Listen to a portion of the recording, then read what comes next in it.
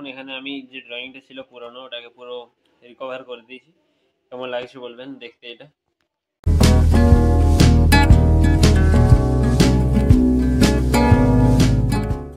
Hello guys, welcome to my new blog. এখন ছাদ দিকে আসলাম, আজকে আমাদের একটা অনুষ্ঠান বাড়িতে নিমন্ত্রণ ছিল, তাহলে গিয়েছিলাম, নাহলে সকাল থেকে ব্লগটা স্টার্ট করতাম।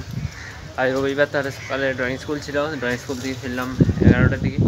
একটা নতুন পোর্ট্রেট স্টার্ট করেছি আমি, 3টে আমার ড্রয়িং সেলের একটা পোর্ট্রেট ওনাদের ফ্যামিলির, তাহলে 3টা মেন ক্যারেক্টার মানে মেন ফেস পোর্ট্রেট আছে। একটা কমপ্লিট হয়েছে প্রায়, আর বাকিগুলো হয়ে যাবে সন্ধ্যা দিন, বেদানোদের সময় লাগবে না। ছোটো সাইজে A4 সাইজের মধ্যেই 3টা পোর্ট্রেট আছে, তবে ডিটেলিং আছে আর কি। আর সে কারণে আমার চোখটা একটু জ্বালা করছিল, মানে ওখান থেকে আসার পরে বাকি যে পোর্ট্রেটটার কথা বলছি হয়ে গেছে প্রায়, সেটা কমপ্লিট করলাম। তারপরে একটু ছাদ দিকে আসলাম, তবে এখানে হালকা হালকা বৃষ্টি পড়ছে আর কি। দেখুন চারপাশটা বেশ ভালো, আর ক্যামেরাটারও অন্যরকম লাগতে পারে, কারণ আমার বাবার এটা পুরোনো ফোন, স্যামসাং J7, সেটা অনেক পুরোনো সেল, আমাদের বাড়ির সব থেকে পুরোনো সেল এটা। তাহলে ব্যাপারটা হচ্ছে এটার ক্যামেরা প্রথমে খারাপ হয়ে গেছিলো, ক্যামেরা নয় মানে সেটটা ডিস্টার্ব করছিলো, তাই নতুন একটা সেট কেনা হলো। তাহলে সেটা সব ডেটা ট্রান্সফার করে এটা এখন পুরো রিসেট করে দেওয়া হয়েছে। এটা এখন ক্যামেরাটা ইউজ করা যায় হালকা হালকা, মানে আমি এসে করে দেখছি বহু বছর পর।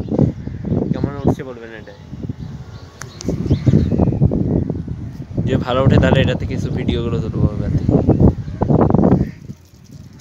স্যামসাংয়ের ক্যামেরা এমনি ভালো কার আছে, এদিক থেকে দেখাচ্ছে তো ভালোই, নাম্বারটা থেকে অন্তত একটু ভালো দেখাচ্ছে। তার বন্ধুরা বৃষ্টি হচ্ছে, একটুক্ষণ আমি থাকি, তারপর নিচ দিকে চলে যাবো, তারপর ড্রয়িংটা আপনাদেরকে দেখাচ্ছি।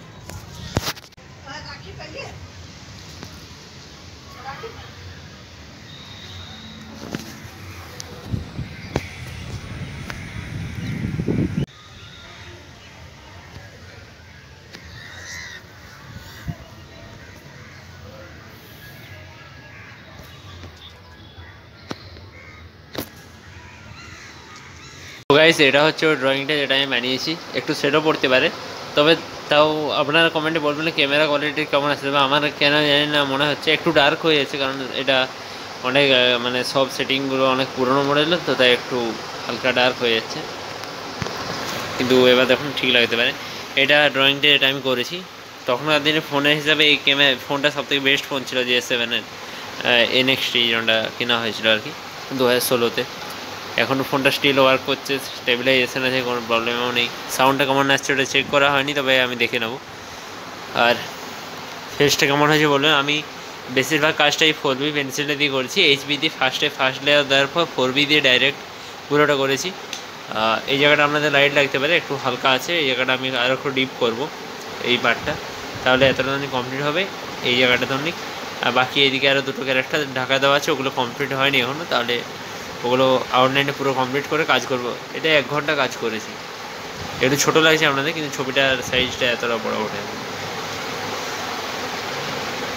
বিকেলটা হয়ে গেছে বন্ধুরা, এটা দেখুন HDRটা কীভাবে কাজ করছে। আমার ফোনটা হলো এই জায়গাটা পুরো মানে সেই জোর, যেমন আলোটা বেরিয়ে চলে আসছে ওই রকম মনে হয়। তাই এটা ঠিকই আছে স্যার মনে, তাহলে এটাতে ব্লগ করা যাবে বাকি সময়টা। হয়ে গেছে বন্ধুরা, তাহলে বাইরের দিকে বেরিয়েছি, এবার রাস্তায় যেতে যেতে ভিউটা আপনাদেরকে দেখাবো।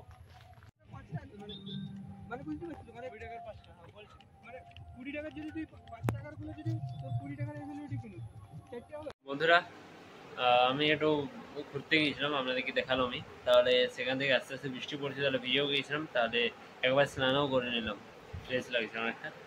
আর আর কী বলবো, আর আমার ব্যাগটা যেটা ড্রয়িংয়ের, যেটা আমি রাখি আর কি, মানে ড্র করি, তারপর ড্রয়িং স্কুল নিয়ে এসে ব্যাগটা ময়লা হয়ে যায়, ওটা ধুতে দিয়েছি। আর সেটার ভিতরে এই ছবিটা রয়ে গিয়েছিলো। এটা আমার অনেক ছোটোবেলায় আঁকা ছবিগুলোর মধ্যে একটা, এটা আর্টিস্ট ওয়াটার কালার দিয়ে, সরি অয়েল পেস্টের কালার দিয়ে তখন বানিয়েছিলাম। একটা ইনকমপ্লিট ছবি রয়ে গেছে। এটা কেমন হয়েছিল বলবেন, বহু আগের ছবি। তাহলে ভাবছি, যেহেতু আমার কাছে অয়েল পেস্ট এখন দুটো সেটেই আছে, একটা আমি বেশি ব্যবহার করি, আর হেক্সাগোনালগুলো এগুলো ব্যবহার ভালোই করেছি, একটা কালার ছোটো হয়ে গেছে। তবে এটা একটু সফট, ওই কালারটার থেকে এই কালারটা একটু সফট ইউজ হয়, মানে একটু মোম টাইপের বেশি আছে, কিন্তু আর্টিস্ট নয়, নর্মাল। এটা স্টুডেন্ট ওয়াটার কালার, অয়েল পেস্টের কালারে ওঠে।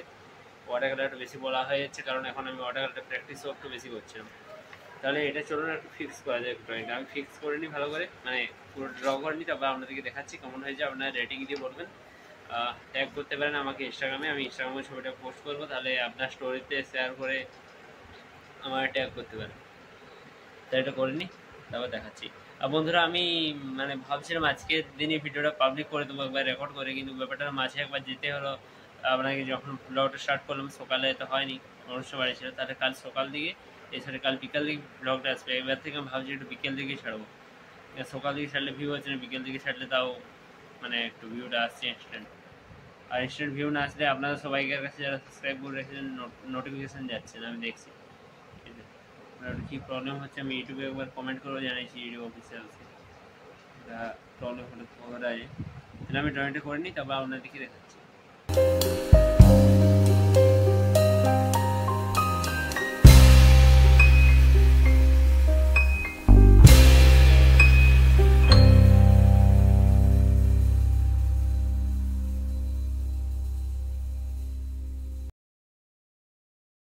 আমার ড্রয়িংটা দেখলে নি, এটা আমি নেক্সট দিন লাস্টের পার্টটা শ্যুট করছি, তাহলে একটু কনফিউজ যেতে পারেন আমার গেঞ্জির কালারটা চেঞ্জ কীভাবে হলো। আমি কালকে শেষ করতে ভুলে গেছিলাম, তাহলে এটা সকালে তুলছি আর কি, দুপুরের দিকে। সকাল বলে ভুলবার, সকাল দিকে এমনিতে একটু ব্যস্ততা থাকে। তাহলে আজকের ব্লগও আমি এটা মানে অর্ধেকটা এডিট করে মানে কী বলে এডিট বলতে সরি শ্যুট করা হয়ে গেছে। তাহলে সেটা আপনারা নেক্সট ভিডিও মানে কালকে দেখতে পাবেন। আর আজকে যে লাস্ট পার্টটা তুলছি সেটা আজকেই পোস্ট হবে বিকেলের দিকে। তাহলে বন্ধুরা ভিডিওটা কেমন লাগলো কমেন্টে জানাবেন, চ্যানেল সাবস্ক্রাইব করে না থাকলে সাবস্ক্রাইব করে দেবেন, পারলে লাইক করে দেবেন, আর যদি মন যায় শেয়ার করতে পারেন আপনার কোনো বন্ধু বান্ধবী বা কোনো পরিবারের লোককে, যে ভিডিওটা আপনার পছন্দ হয়। তাহলে বন্ধুরা ঠিক আছে, দেখা হচ্ছে নেক্সট ব্লগে, ভালো থাকবেন, গুড বাই।